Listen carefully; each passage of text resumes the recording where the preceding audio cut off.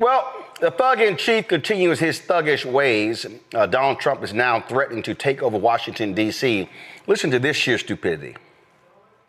And I'm tired of listening to these people say how safe it was before we got here. It was unsafe. It was horrible.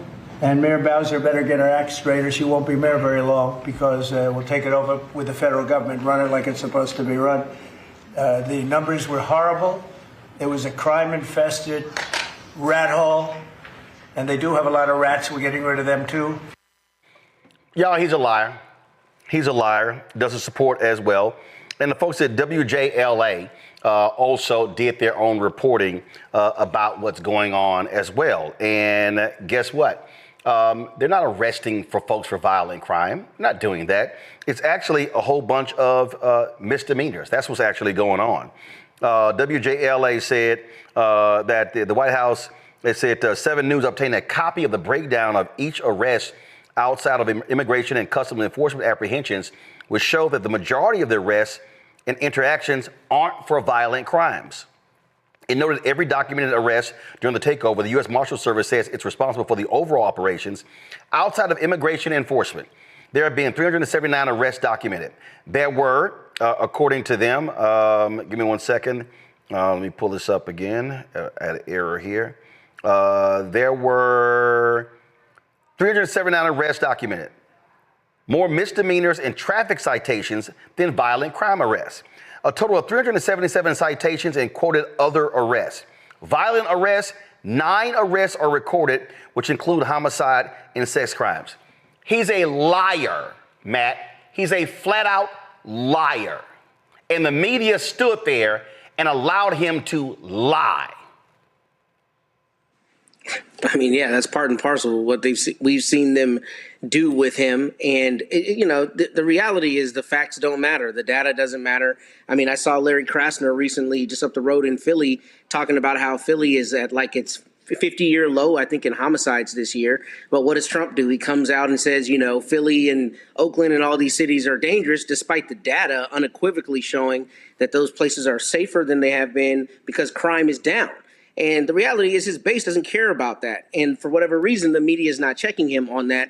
And that really is a huge problem, right? Because he can ideologically have whatever opinion he has, but he can't have the facts. And if the facts don't buttress what you're saying, then somebody should be calling you out saying, hey, you're saying that, but this is a 30-year low, so it really cannot be what you're saying it is. And therefore, the actions you're taking are not justified by the data, right, objectively. And that's what you're seeing here.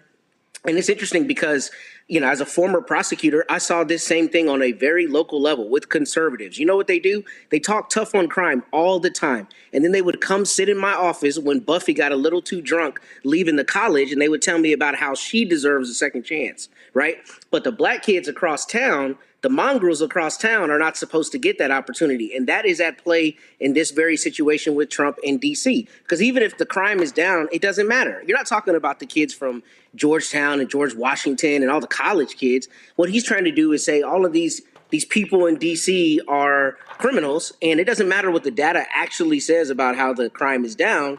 I'm going to continue running with this narrative because I want to do what it is I want to do, which is overtake D.C., and this is the subterfuge for that. You see that on the local level, and you see that at play right now in D.C. and his overtaking of the district. Michael, it's not just D.C. This is what the liar-in-chief said about Chicago and New York. Listen. Chicago's a mess. You have an incompetent mayor, grossly incompetent, and we'll straighten that one out probably next. That'll be our next one after this. And it won't even be tough. And the people in Chicago, Mr. Vice President, are screaming for us to come. They're wearing red hats, just like this one. But they're wearing red hats. African-American ladies, beautiful ladies, are saying, please, President Trump, come to Chicago. Please. I did great with the black vote, as you know, and they want something to happen. So I think Chicago will be our next, and then we'll help with New York, and we're going to help with. And I think a lot of these people that you see on television, they are, including the people in this audience, they'll say bad things about me, and then they'll say, "Thank God he's here," because half of them got mugged, and they don't want to get mugged again. But they work for stupid people that are radical left, and they're made to do things and say things that they don't want to be saying. But the people right here are all happy because you. And here's the deal. J.D. Vance is standing there working for a stupid person, Michael, pure and simple. Well, J.D. Vance is stupid as well. So what we have here, once again, is the authoritarian play. But authoritarians always go after the most vulnerable groups of people to target. They go after the people who are deemed as the least desirable.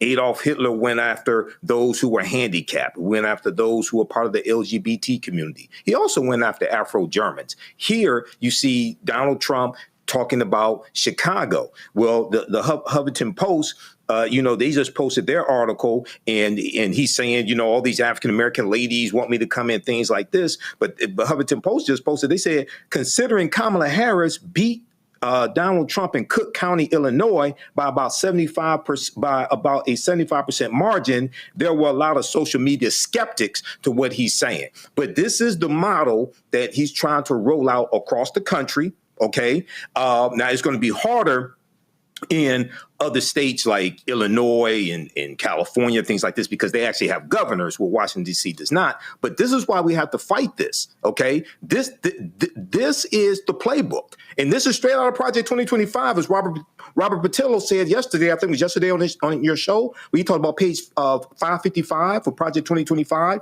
This is what they're laying out, and they're spewing racism to justify this authoritarian takeover. Yep. And Julian, here's the deal. First of all, it's some black woman who is, I think, a quasi-fitness person who's one of them Trumper and read something. I don't know what the hell. I don't listen to them at all. But here's the whole deal here, Julian. First and foremost, he just can't roll up in Chicago. See, he just can't declare an emergency in Chicago. No, that ain't how this works. And he's going to get his ass sued and he's going to lose. Trust me, Chicago ain't going to respond the same way you see it in D.C. Okay? So we see what this fool is doing. But you notice there are 8 out of the top 10 homicide states, there are 8 of them are red. He ain't talking about going to those states, is he? Well, he said the irony of him sending the Mississippi sending the National Guard here. It is a horrible irony. Yeah, especially when they broke ass.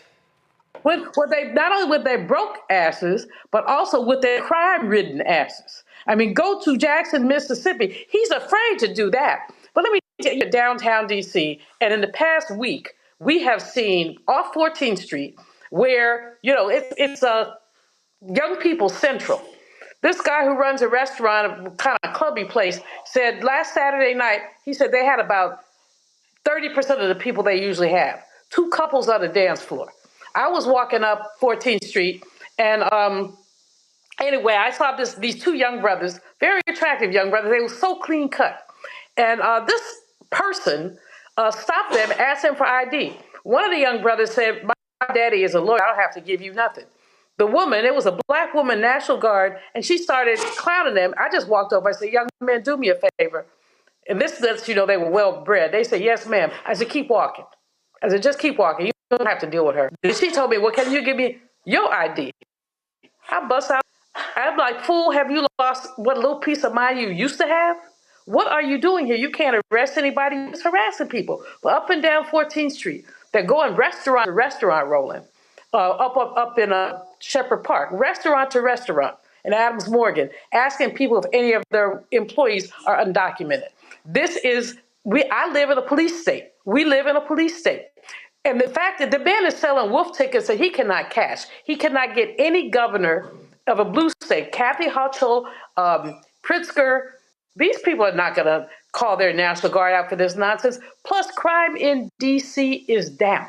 But what he's doing is imposing a climate of fear, a climate of intimidation, so that some of our, it's not even undocumented people, some people who are documented, but who are also Latino, are afraid to go on certain days. They've been standing outside churches and schools. It is total intimidation. We in the African-American community, we have to stand up against it. I mean, we're standing up. You had the best in terms of voting on just a bit ago, Latasha and Cliff.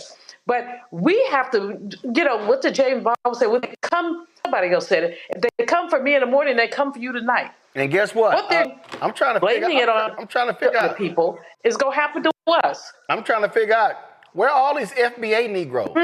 Where are all these foundational Black Americans? They would tweet me all the time, and they were like, "Oh yeah, this ain't gonna impact us. They ain't coming for us."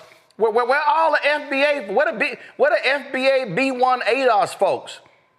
Boy, it's amazing how quiet they are on my time. It's amazing how quiet they are on my timeline. Hello, I'm Isaac Hayes III, founder and CEO of Fanbase. Listen to what I'm about to tell you.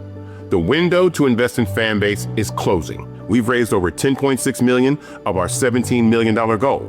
That means there's room for less than 6,370 people to invest in Fanbase for the average amount. The minimum to invest in Fanbase right now is $399. That makes you an owner in Fanbase today. Go to startengine.com/fanbase to invest. Why?